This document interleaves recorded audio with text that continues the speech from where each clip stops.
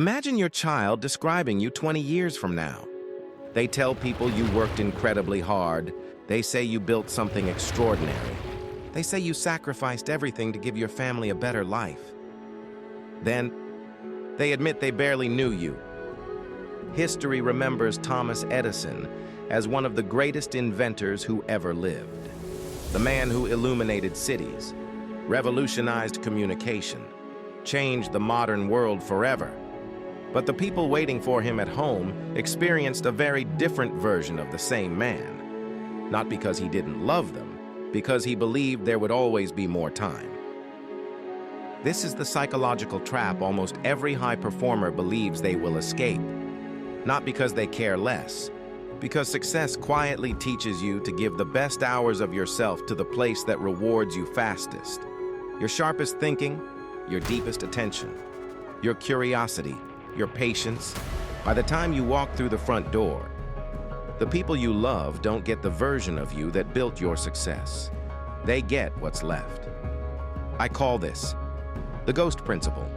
The moment someone becomes physically present, but psychologically absent. Not all at once, one evening at a time. Thomas Edison didn't invent this pattern. He became one of history's clearest examples of it. And by the end of this documentary, the question won't be whether Edison paid the price for greatness. The question will be whether you're quietly paying the same price without realizing it. Thomas Edison did not wake up one morning and decide to neglect his family. That's almost never how this story begins. It begins with something that looks responsible. One more experiment, one more patent, one more late night, one more breakthrough that will make life better for everyone. The tragedy of extraordinary ambition is that it rarely announces itself as sacrifice. It introduces itself as necessity. The project can't wait. The deadline matters. The opportunity may never come again. And because each decision seems reasonable on its own, you never notice what they're becoming together. By the early 1880s, Edison was living almost entirely inside his laboratory. The work consumed his attention. Electric lighting, power systems, new inventions. The next breakthrough. By many historical accounts, the laboratory wasn't simply where he worked. It became where he lived psychologically. His first wife, Mary, spent years sharing her home with a man whose mind rarely seemed to leave Menlo Park. Even when his body did, her life grew increasingly separate from the world that had made her husband famous. She died in 1884 at just 29 years old. Historians continue to debate the precise role Edison's relentless work played in those years, and it's important not to claim more than the evidence supports. But what is clear is this: his obsession with invention became the defining force in the rhythm of their family life. His children experienced something equally revealing. Thomas Edison Jr. grew up with one of the most famous fathers in the world. Yet fame is not the same thing as presence. You can admire someone publicly while quietly missing them at home. Their relationship became distant enough that later in life, Thomas Jr. struggled to build the closeness many children take for granted. The question isn't whether Edison loved his family. There is little reason to believe he didn't. The question is, why love so often loses to work, even when the person working believes they're doing it for the people they love. Psychologists call one part of this pattern role fusion. At first, you are a father who works, a husband who builds companies, a doctor who treats patients, an artist who creates. But slowly, almost invisibly, the order reverses. You become the work first. Everything else becomes secondary, not because you decided it should, because your identity quietly reorganized itself around the role that rewarded you most. The human brain doesn't distribute attention according to importance. It distributes attention according to reward. Every successful experiment rewarded Edison immediately. Every working prototype, every solved engineering problem, every patent. The laboratory answered back. The family rarely could. Children don't applaud consistency. Marriage doesn't issue promotions. Presence compounds slowly. Recognition arrives almost immediately. So the brain keeps returning to the place that pays first. This is why the ghost principle is so dangerous. From the outside, it looks like absence. From the inside, it feels like responsibility. And that is why so many extraordinary people never realize what they are trading, until the people waiting for them stop waiting. Most people believe success eventually solves the problem, that once you reach a certain point, life slows down, the business becomes easier, the pressure eases, the family finally gets the version of you they've been waiting for. History almost never tells that story, because success doesn't just reward your work, it rewards the way you work. And once the world begins rewarding a pattern, the pattern becomes incredibly difficult to question. After the death of his first wife, Thomas Edison married Mina Miller in 1886. By many historical accounts, she brought stability, patience, and structure into a life already consumed by invention. But the laboratory remained the center of gravity. The long nights continued. The relentless pace continued. The inventions continued. There are well-known accounts that Edison and Mina even developed ways to communicate using telegraph code, a reminder of how deeply his world revolved around the language of invention. Before presenting that detail as historical fact, it's worth verifying the primary sources. Whether literal or symbolic, it reflects something larger. The work had become the environment in which he naturally lived. Everyone else had to learn how to enter it. That is the second stage of the ghost principle. The people who love you stop asking you to leave your world. They begin adapting themselves to it. Not because they stop needing you, because they stop believing you'll come back on your own. This is where ambition quietly changes shape. At first, you sacrifice today for tomorrow. But eventually, tomorrow arrives. The recognition comes. The promotion comes. The company grows. The audience grows. The income grows. And strangely, nothing changes. Because the reward was never the finish line. The reward became the fuel. Your brain learned something dangerous. It learned that achievement produces certainty. Recognition produces relief. Progress produces identity. So when life becomes uncertain, where do you go? Back to the place that always made you feel competent. Back to work. Notice what just happened.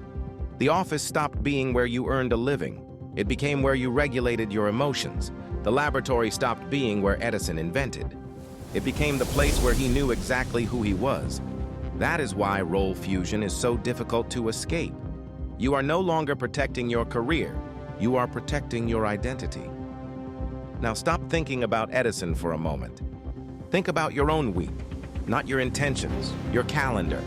Where did the strongest version of your attention go? Not your physical presence, your real attention.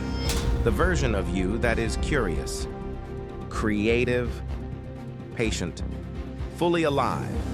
Did your family receive that version? Or did your work?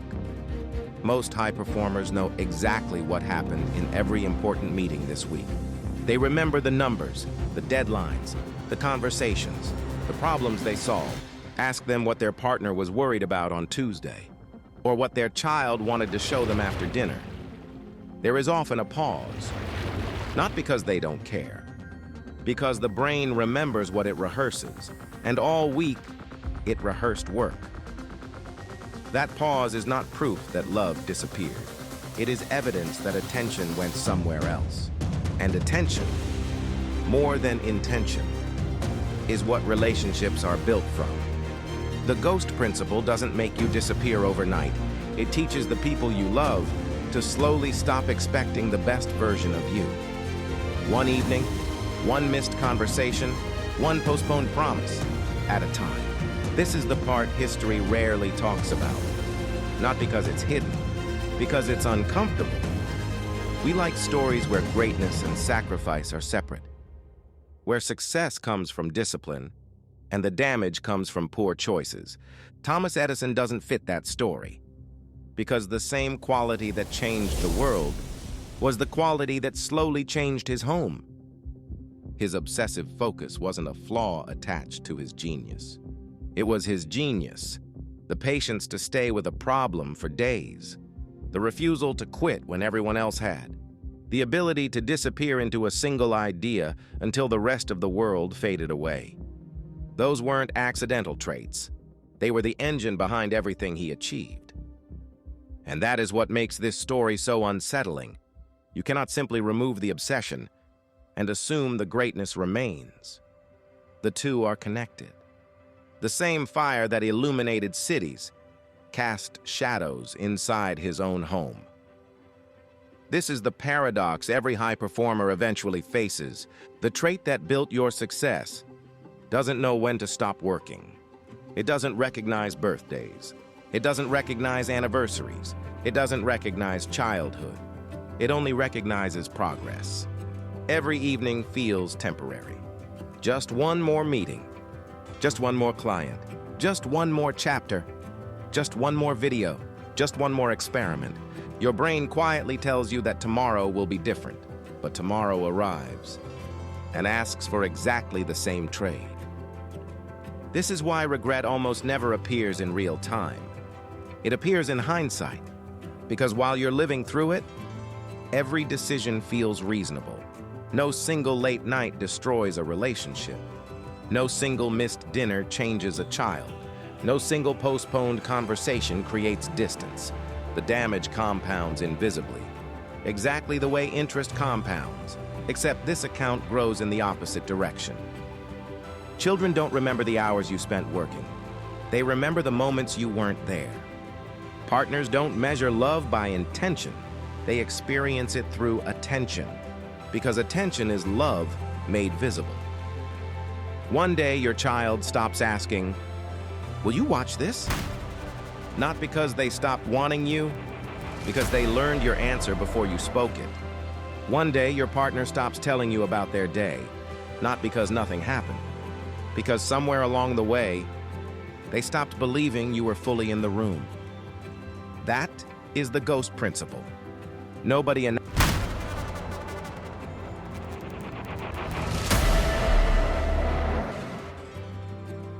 conversations, lower expectations, quieter evenings, until the people who once waited for your attention learn how to live without expecting it. Thomas Edison probably believed he was building a better future for the people he loved. Most ambitious people believe exactly the same thing, and often they're right. The tragedy isn't that they were building the future. The tragedy is that the future eventually arrived for people who had already learned how to live without them. Success is rarely what breaks a family. More often, it's the invisible habit of giving the world the best version of yourself, while the people you love inherit whatever energy remains. History remembers what Edison built. His family remembered how often he wasn't there. Those are not contradictory truths. They are the same truth, seen from opposite sides of the front door. The instinct after hearing a story like this is to make a promise. I'll spend more time with my family. I'll work less. I'll find better balance. History suggests those promises rarely survive Monday morning, not because people are dishonest, because nothing about the mechanism has changed. The work is still waiting. The rewards are still immediate. The notifications still arrive. And your brain is still wired to move toward the place that gives it certainty. The answer was never to love your work less. The answer is to stop allowing your work to decide who receives the best version of you. Because that decision is already being made every single day, whether you notice it or not. The ghost principle doesn't begin when you miss an anniversary. It begins when the people closest to you slowly stop expecting your full attention, when conversations become shorter, when maybe later becomes a routine, when your body is home, but your mind is still solving tomorrow's problems. Relationships rarely collapse in dramatic moments. They fade through ordinary evenings, one distracted dinner, one postponed conversation, One half-listened story, repeated hundreds of times. And here's the tragedy. The people who love you usually adapt before you do. Your child stops asking because they've learned you're busy. Your partner stops interrupting because they don't want to burden you. The silence feels peaceful. It isn't. It's accommodation. History remembers the breakthroughs. Families remember the evenings. History celebrates the inventions. Children remember who looked up when they walked into the room. The frightening part isn't that extraordinary ambition asks for sacrifice. It always has. The frightening part is that it almost never tells you what it's taking until the season of life you wanted to protect has already passed. One day, there is no childhood left to return to. No missed bedtime to replay. No ordinary Tuesday evening waiting for you to do differently. Time doesn't disappear dramatically. It leaves quietly, one evening at a time. Thomas Edison gave the world more light than almost anyone who ever lived. But every light casts a shadow. The question history leaves us with isn't whether he changed the world. He did. The question is whether the people waiting for him at home felt illuminated or simply left behind. Look at your own life. Not your intentions, not your ambitions. Your calendar, your attention, your evenings. Because the people who love you are not asking for perfection, they are asking for presence. And presence is built the same way absence is, one evening at a time. Power shapes history. Human nature repeats it.